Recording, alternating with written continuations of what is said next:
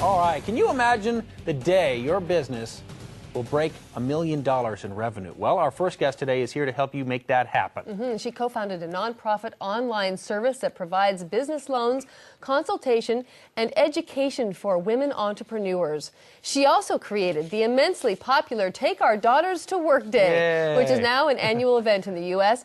Joining us from New York is the visionary Nell Merlino. Welcome, Nell. So great to have you with us. Oh, thanks for having me. You know, it's going to be, your daughter's 16 months old, so it's going to be a while before you can take her to work. But now I took my daughter to the news anchor desk at 3 in the morning, and she was less than pleased. Gee, but thanks, Mom. After she woke up, she was happy about it. So. Good. Anyway, what a great idea. Well, you know, we say that women have a hard time growing our businesses to perhaps the same league as a lot of male business owners. And why is it? Is it because we haven't been at it as long? Well, I mean, women only got the right to business credit in their own name in the United States in 1974. So it hasn't been that long that we really have been able to go get, you know, a loan from a bank or even get a credit card in our own name. And in fact, the U.S. Census didn't start counting women business owners till 1977. So we're relatively new to this, and I think as a result, it's amazing how successful we've been, given the short period of time. There are over 10.5 million women in business, but there are only 2.6% who've reached $1 million. So we are very focused at Count Me In with our Make Mine $1 Million business program of helping women get to $1 million in revenue. And so, Nell, in that same theme, women by default are having a much harder time accessing financing. Is that correct? I would say today everybody's having a harder time accessing financing. Yeah. But in general, women are challenged for a number of different reasons. I certainly don't think there is anyone, you know, purposely saying, hey, let's not give women any money. But there are situations that I think are more challenging for women. I mean, one of my favorite examples is how many people get money from friends and family when they start their business. It's something like 86% of men do and only something like 37% of women do. So, you know, but it's not clear to me whether women don't ask their families as often. I think women don't ask their families as often because they're often trying to get their independence from a father or a husband or a brother in starting their business, so they're not as likely to ask a family member.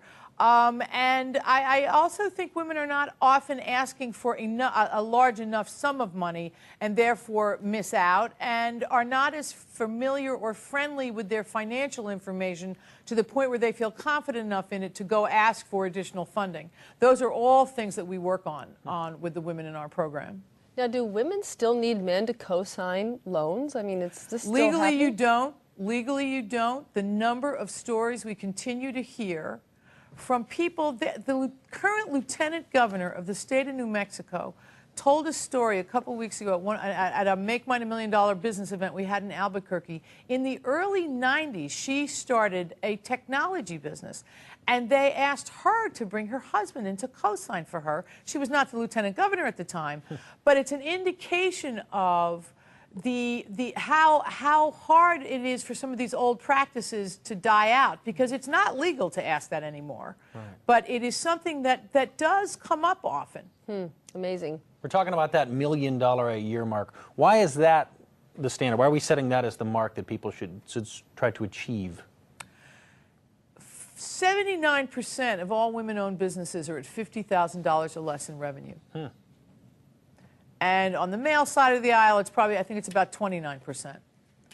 So what we worked out at Count Me In was what would be something that would inspire people to reach past sort of that place where a lot of us get stuck in our businesses. And $1 million struck us as, because there are 1 million men that have hit $1 million in revenue, you know, as a comparison. There are only 250,000 women, there are 1 million men. So we decided it'd be great if there was parity, you know, between men and women in terms of having $1 million businesses. Why it's important is, you know, you get to $1 million, you are able to access financing more easily often, you're able to hire enough people to really get the business going, and also to have enough time, which is important to women. They can hire enough people so that they can also pay attention to their families. I'm not saying this isn't important to men, but I only work with women business owners, and they have a lot of family responsibilities, and the more people they hire, the more time they have to devote to their families if that's something that they need or want to do. So do you think one of the reasons that women don't have $1 million businesses is because there's not a lot of role modeling for that? If you say that most women their businesses are making $50,000 and less? Is it because we just haven't seen other women doing it? So it's not something we aspire certainly to? haven't seen enough women doing it, and we don't know how they do it. I think there is a real need, and one of the things that we have a lot of stories on our website, and we tell a lot of stories at our events. They meet women who've actually done this, women who, you know, a year ago were at $250,000 in revenue, who are now at $1 million. Because it seems like such a big thing, and it's a combination of how do I build the business and how do I manage my family. And what we talk about and help women figure out is how they do both things. And the more you grow your business, it's counterintuitive. It's like, you know, getting on the airplane and putting your oxygen mask on before you put on your child's. It's that if you get your business stoked and get people in there working with you, you actually have more time for the things that are important to you in addition to your business. That's what helps women understand how they can grow their business. A lot of them are reluctant to do it or afraid to do it because they can't imagine working any harder. And in fact, what you have to do to grow your business to $1 million and beyond is to work a lot smarter. And now you're talking about your website and these events, and you're saying one of the key things in which you're helping people do, and they need to maybe focus on if they're not doing it, is networking. Hugely important. Well, networking, I think, is very important with the understanding that, you know, they're looking to meet people who can help them grow their business. I think women really, an awful lot of business owners operate by themselves, men and women. And one of the most important things we talk about, how important, you know, 2 brains are better than 1, 3 brains are better than 2. I mean, it goes on and on. So the more people you have involved in discussions about your business, you know, helping you figure out big issues or decisions that you're making, the smarter choices you're going to make. So absolutely, networking is very important. We have a caller on the line now. Darcy's calling from New York City. So, Okay. Darcy, what's your question? Hi, Nell. Hi. I have a company that does, well, for a lack of a better term, image consulting, so to speak. I created a process called personal branding through appearance. So I do wardrobe management and personal style development for both men and women. Okay. The problem is that I am it. It's, you know, me doing all of the business development. I do a lot of networking. I do a lot of public speaking to companies on personal branding through appearance. And I also do all the consultations. I have ideas about how I want to create alternative forms of revenue, such as I just shot a DVD. I want to do a couple of books. And then I also want to start a training and certification program for people that are interested in doing what I do and utilizing a very sort of solution-based, proven results kind of approach. Do you work outside of New York, or do you just work in New York? I work, I'm kind of bi-coastal, so I work outside of New York. I also have clients and family in Seattle, Portland, and Eugene. So Okay. I'm on both coasts quite often. Okay. And so my big question is sort of twofold. One, how do I really fund being able to do the growth that I want to do? I would love to be my own bank and start getting paid what I know that what I deserve for the kinds of presentations and public speaking that I do. And I think that that would be a great source of additional revenue. But I also know that I have to keep doing consultations and working with my individual clients and keeping the business running. And I would love to eventually see my company split into 2 separate divisions, almost like a consumer division that does the consultations and maybe has a line of clothing and is really consumer driven, and then another side that is the public speaking, the training and certification program, and then workshops that I do with companies. Nell, she needs your help. What Is should that she do? possible? And I'm just one person. You can't be one person. That is what I'm overwhelmed by. All these things that you want to do, you've got to get some other people in there. And because you can't be the only person that can do it. There's got to be some top-line things that you do with clients, and then you can send other people out to do. I think the biggest challenge that I've heard is that you have to decide and make the move to hire a person or two to expand your capacity to make money, because public speaking is an interesting thing to do, but you have to do something to speak about. Right. And you've got to build that business and build your client base so that there's a market for the things that you're selling. So lots of people are talking about it. And And I'm going to just step out on a limb here and say that you can't be the only person that can do this. You have got to be able, if you can convince your clients to change, how they present themselves, you can train some other people fairly quickly to work along with you in a team to be able to do that. That's the step you got to make. That's the step a lot of people resist. You have got to think about how you break up the work that you do with clients so that people can help you with it, so that you can handle that many more and add all these things. Because I don't think you're talking about creating two businesses. It's all a business. It's hard enough having one business. Get it all in the one business and get some other people in there to work with you. I have no doubt that you could. It's one of the biggest steps that people make. And one of the most important steps. How do you know you're ready for that now, just besides workload? I mean, that is a big step when you talk about bringing on employees. That's a whole other ballgame. Doesn't necessarily have to be an employee. Try it out. Try somebody, to work on a project with you. See how it feels. But it is what will make you grow your revenue, and put you in a position to do what you want to do. You cannot do it all yourself. So even like a contract worker or somebody come on for a project to try it out. Yes, just try it out, see how it feels. And women, and I'm sure men do this too, we look at hiring somebody as an expense, as opposed to something that's going to help you generate that much more revenue. Right. Look at it as a positive thing and a way to expand your reach and your knowledge and your capabilities. Right. Great advice. And so instead of a liability, it's an asset. It is an asset. The more, it's not the more people you have, but I certainly could not do what I'm doing without the incredible team of people that I have working with me. All right, Nell, stand by. We're going to take a quick break. When we come back, she's going to reveal the 3 things that you must do to stay profitable in today's tough economy, and it's tough. Hello, I'm Chris Cashman, a small business owner just like you, and happy to be with you here at the world's largest small business summit online. Thanks for joining us. And I'm Penny Gate. We are back with founder of Make Mine, $1 Million Business Campaign, Nell Merlino. And as the name suggests, the goal of this program is to inspire and help women entrepreneurs reach $1 million in revenue. It's a benchmark that a lot of women in business have not reached, especially in small businesses. So now, how does your organization help business owners? And I'm really intrigued by the fact that it's a nonprofit, too. We help business owners by exposing them to all of the tools and resources they need to grow their business, and we get them into a community of women who are all trying to do the same thing. I think one of the challenges for business owners, small business owners, is so many of us are by ourselves. And, you're talking to your 4-year-old about, what you ought to do about something, and you really need to be talking to other business owners about, whatever your challenges are, and to see and watch each other, how you're handling different situations, how you're getting financing, what technology you're using, how you're marketing your products in this climate.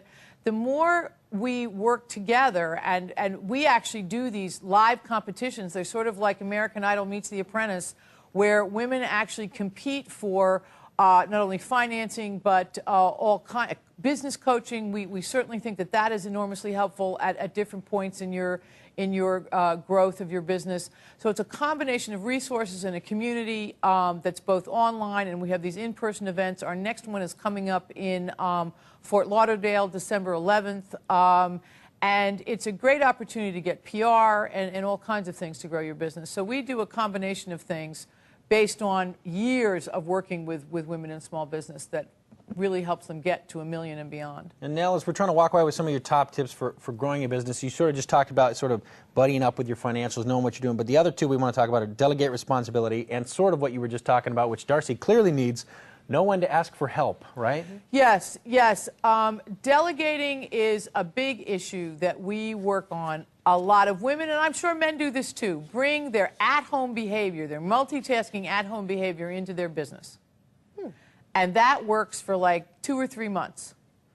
And then you are doing everything, and you can't grow but so far if you're doing everything yourself. If you're packing the boxes at 3 o'clock in the morning and answering the phone and making the deliveries and all those things that I know we've all done, at some point you just can't go any further. So it really is a question of figuring out what you are best at That is probably one of the most important things to do as you get a sense that your business really has some traction. What are you best at? What kind of people do you need to fill in around you? And skill sets that you don't have that you can add to your operation so that you can grow it and do exactly what you want to do with it. And the other is asking for help. I have just been astounded at how many people who are in business are happy to talk about their business, explain to you how they've done things, what they would or wouldn't do. In the women's community particularly, I mean, women share everything. Right. So if there's a business that you admire, that you emulate, or you want to be like, call them up or go see them and ask them how they did it, or what would they do differently, all those kinds of things. And get an informal board of advisors, you know, of people that you can call regularly. Get a coach. Do all of those things. Because the more people you have involved who are experts, who know what they're talking about, the better off you're going to be in terms of being able to make the best judgments for you and your business. Okay, no secret, this is a tough economic time right now, and you have some rules for how we can stay profitable during these belt-cinching times. Yeah. One of them is tightening the process. Let's start with that and explain what you mean. All of us as small business owners have things that we look at that we say, oh, gee, when we have some time, we really ought to fix, streamline that process. We could make it more efficient, could cost less money. Today's the day. This is the time to tighten up all of those things. You don't want to waste time or money in a period like this. So, if you have a way of shipping or a way of communicating with clients that you have an idea could be better, more efficient, there are great uses of technology that you could do here. This is the time to look at them, and you got to look and see how much you'd have to invest, but you've really got to do some analysis of how much money and time you can save if you were to introduce some new tightened up business processes. The other most important thing is to understand exactly where you are financially. This is not a time to think, oh, I know things are bad and it can't be good, but you don't know where your numbers are. You've got to understand what your cash flow is, and if find out where money's available in your community, because if you can get some now, I would get it, even if you don't need it right now. All the announcements today about the monies that's going to go out to banks, some of it's going to be available to small businesses. I would be in touch with your banker, and if you don't have a banker, get one. I like the way that you've branded it now. You say own your financial situation. You have to. You got to own it, know it. It is the story of your business, and it's not a good story. It's not a bad story. It's just a story. But the more you know it, the more powerful you can be in understanding what the next moves are that you ought to make in a climate like this. The other thing you suggest is really talking to your customers, keeping in touch with them, getting feedback constantly. That constant feedback loop is really important. Well, again, at a time like this, you got to find out, how are your customers doing? Is there something else that you do that you could do more of for them? As you tighten up your processes, can you be talking to them about something that you figured out? You got to be helpful to them so that they, as they need more things, they're coming to you. This is not a time to disappear. Even if it's to call people to commiserate, about, how tough it is. Find out what's going on with them. Have they lost contracts? Have they gotten some new contracts? Is there a way you can get included in some new deals that they have? It's very important to not get overwhelmed by what you're seeing in the news and focus on what's going on in your community and in your business. We've got an email actually here. I want to get this in because Madeline took the time out to email us from Portland. She says she always wants to open her own jean boutique that would cater to every woman's body type. She wants very specific things. She says, people who happen to be a little short, like me, exclamation, she says. Anyways, the bottom line is she's saying, I'm planning on getting a loan from the bank, but once I do, what's the first thing I should do with the money now? Well, before you get the loan from the bank, you should know what you're going to do with the money. Right. So and she's thinking about it backwards. Yes. If you are going to be successful getting a loan from a bank these days, you better be able to describe to them in great detail a business what plan. You're going to do with the money. Right. And whether, is it buying inventory? Is it, where are you going to sell them? Are you going to sell them at, flea markets? Where are you going to sell them? Who do you think's going to buy them? You got to project out cash flow. this is a time where I think money will become available, but you're going to have to be very specific about what you're going to do with it and how you're going to pay it back. That's what lenders want to know these days. What are you going to do with my money? How are you going to make money? And therefore, how are you going to be able to pay me back? So you're going to tell those stories beforehand. Great. Neil, during these tough economic times, we see a lot of businesses, large and small, come and go, certainly. But really, isn't this a time for innovation for small business owners to jump in? I think this is an extraordinary time. If you do all the things that we were just talking about, really evaluate where you are, understand your cash position and your cash flow, it is an extraordinary time for innovation. We have women who are doing, I mean, examples. Examples are, we have a woman who's a Make Mine $1 Million business winner in Portland who has a construction business. People aren't selling houses as readily, so the move is to remodel them so that you can change them based on the changes in your family or whatever. So she's about to hit $1 million. We've got a woman in Southern California who has a bicycle accessories business who 6 months ago, most of her customers were recreational bikers. Now, almost the majority of them are commuters. So they need different kind of accessories. She really paid attention to who was buying her products and is now creating special products for people who, you know, haven't been riding bikes for years and need stuff to carry their papers to work and all those kinds of things. So there are lots of opportunities in this kind of climate. You really have to look for them, and you have to be prepared to reinvent or change direction in some of this based on what your customers need. You have intrigued Denise from Edmonds, who's on the phone. Denise, you've got a question for Nell? Yes, I do now. I'm wanting to grow my business, and I'm kind of at a dilemma, at a step now where I need some people to step in and help, either as employees, or I'm also thinking of having a business partner come in. What kind of business do you have? We do corporate gifts with a twist. We do a lot of ad specialties, but I also have a liquor license, cigar license, so we do fun champagne, cigars, that kind of thing, custom chocolates, gourmet foods. Okay.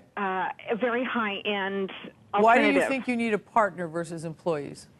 Well, from a business standpoint, I know the cost of employees, the tax situation, and all of that type of thing.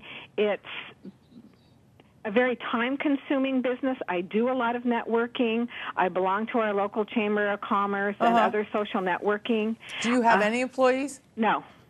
I have contractors that come in when I have big orders to get out. Some college students come in, and we get the boxes out, and other than that, I'm on my own.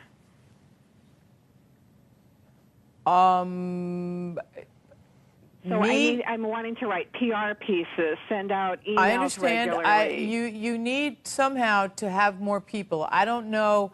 I don't know that partnerships are necessary. Partnerships are a whole other set of challenges and drama. And sometimes they work very well, but it not necessarily based on how you want to grow. Sometimes people take on partners because they can bring in money as well. But it sounds like you need more helpers to do this. Well, and money too, because everything has cost so much to revamp our website, to get very good-looking promotional materials, to step up to the next level, hire a professional photographer to do our brochure for us, to get really crisp, fabulous pictures. I'm going to keep saying this, because this is what I believe and what I know to be true. You got to try out on a part-time basis, on a contract basis. Try somebody out. You will be amazed, and it may take you a couple of times to find the right person, how much your capacity will expand with the addition of one person, even one part-time person. I understand the resistance to this, the paperwork, the hassle, whatever it is. It is how you are going to grow your business and make money. I don't think it's the only way, but listening to all the different moving parts there, a partner would need the same thing. All right, Neil, we are out of time. I'm sorry. We could go on and on for Denise. She's got a lot of questions for you. Thank you so much. Go to our website. It's right there.